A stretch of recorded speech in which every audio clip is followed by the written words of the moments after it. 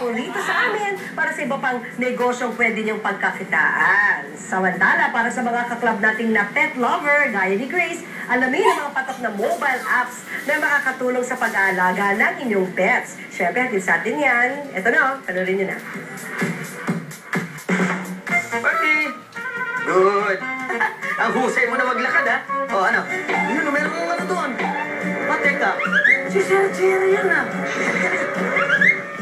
Sir Jerry? Good morning po. Nakita ko po, tinuturuan niyo, pero may dala kay cellphone. Ay, oo.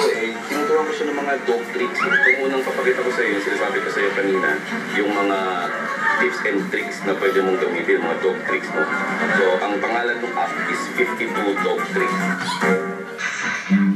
Ang 52 Dog Tricks ay isang libreng app na pwedeng i-download sa Android phone.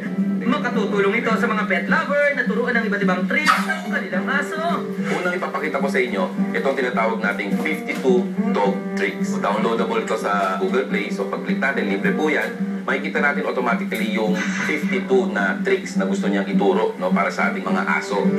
At kapag alam na ng inyong aso ang kaniyang pangalan, pwede na ninyong simulan ang inyong Dog Tricks 101. Sa loob ng 52 weeks, siguradong may malalaman ng bagong trick ang inyong doggy. Kada linggo, iba-ibang tema ang dapat ituro kinabantay at lahat ng yan easy access sa dinownload na app.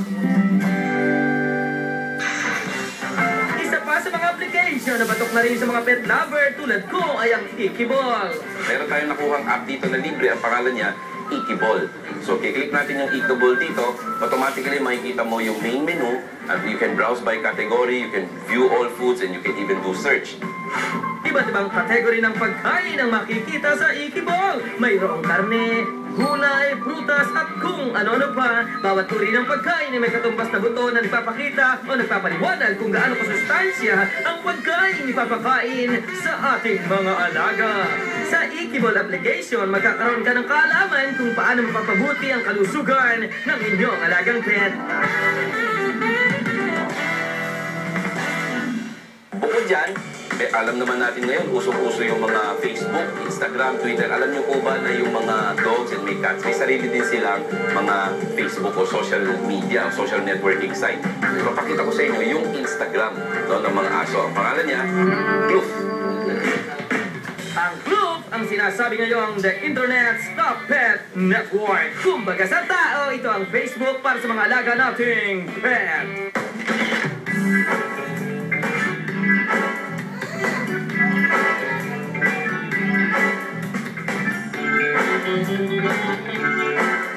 Dito pwede ka rin mag-status, mag-comment, mag-like at mag-share ng photos ng inyong pet.